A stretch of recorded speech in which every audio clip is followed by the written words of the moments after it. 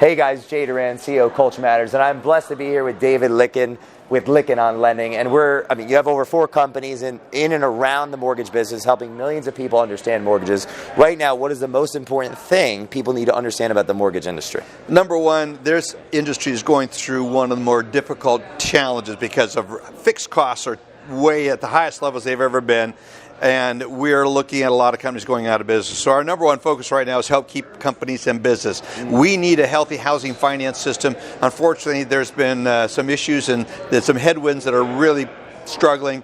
And we look at a lot of companies that were culture. They're struggling in culture, which is I want to get to know you. Yeah. So with my podcast, I'm as interested in interviewing you as you are me. What are you seeing in respect to companies and their culture, that things that are lacking that could improve from your end? 45 years in the business. First of all, I think it's leadership. The number one thing when we look at what's going on in our industry right now, the number one thing is, in my opinion, a lack of leadership.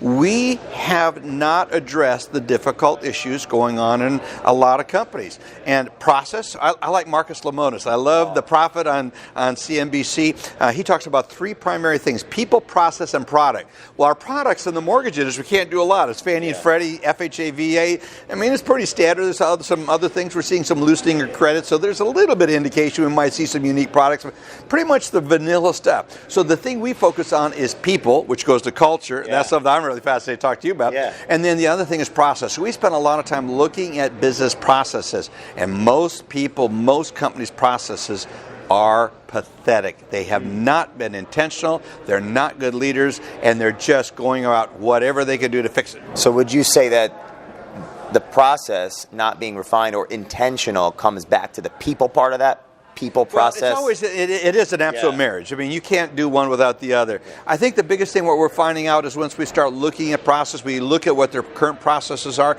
we go in and then we suggest new process that be a lot more efficient, better for the consumer, speed the process up and drop costs, 3 very important things. And they go, no, don't want to do that. And I go, why? Well, we find out it's usually because an individual knows one way to do it, and they're refusing to change. So would you say they're closed? They're closed off. And which goes to the leadership thing, which really goes to culture. What kind of culture do we have in a company? Do we have companies that have a culture where they're open to learn and grow, or do we have cultures that are closed off and stagnant? So that brings me to you, for example, 45 years in the business. Was there a time where you were closed and then a paradigm shift occurred and you decided to be open? Or? Yeah, well, first of all, I'm kind of wired to just always go for process improvement. I could give you a lot of reasons why that is, but process is and being more efficient to create a better experience. The reason I'm so fired up about housing, it is one of the most transformative things you can do in someone's life. Housing, in my opinion, is the 4th. So the first one is having a powerful religious experience. The second thing is getting married to the right person. Third thing is such a powerful thing is watching your child be born. Wow. Beyond that, it's buying your first home.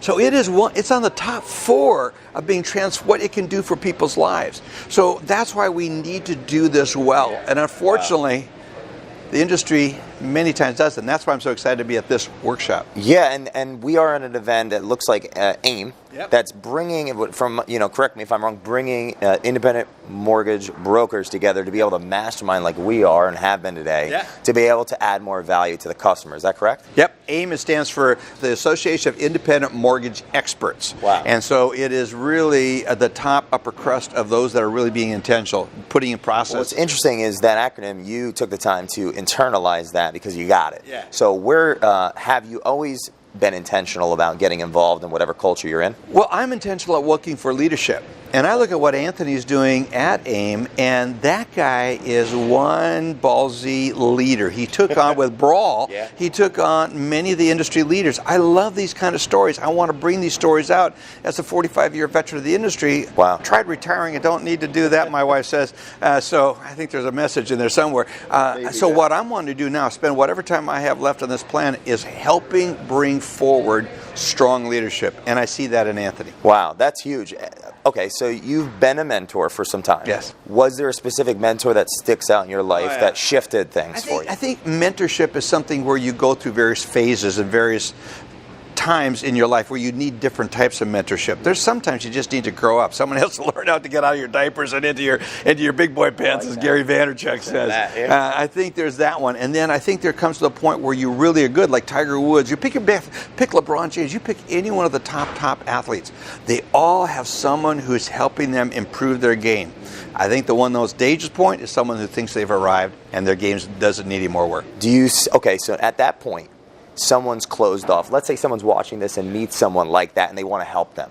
Yep. What's your advice to someone that wants to help someone that's closed off? Can they? So number one thing is I recommend is you've got to ask the right questions.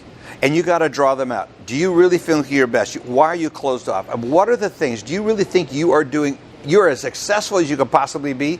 And most people looking at themselves in the mirror and really talking to someone, if you really draw them out, the answer is no. So they're insecure. So when you find egos showing up or insecurity showing up, or egos primarily, or closed offness, it's usually a symptom of fear inside. So we almost always go to attack what is the inner lie, the inner fear that you're needing to overcome.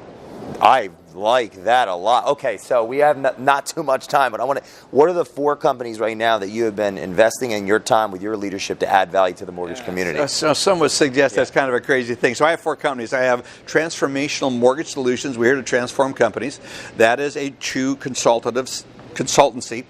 We have Ainsworth Advisors. This is a board of directors where we bring a group of top industry, higher recognized people to companies where they can have a true board and help guide their future. It's a board. And then I have DL2 Productions, where I do podcasts. I love the production, what you guys got going here. And the last one is Leaders Speakers Bureau, because I want to find leaders. I want to put them up in front of as many conferences, and so we get leadership talked about in a way that I think is important. David, it's been only 10 minutes and you've inspired the heck out of me. I want to run through a wall. What is the last question? What drives you and why do you get up in the morning to keep pushing and keep moving forward? When you transform someone's life and you start making a difference in someone's life, I think that's the most important thing we can all do. It's not about making money. Money is a result of doing something really well. And I think doing it well for someone else is the hallmark of being successful. You're amazing. Thank you so much for this. Thank you. I appreciate your time, and you guys have a great day. Thank you.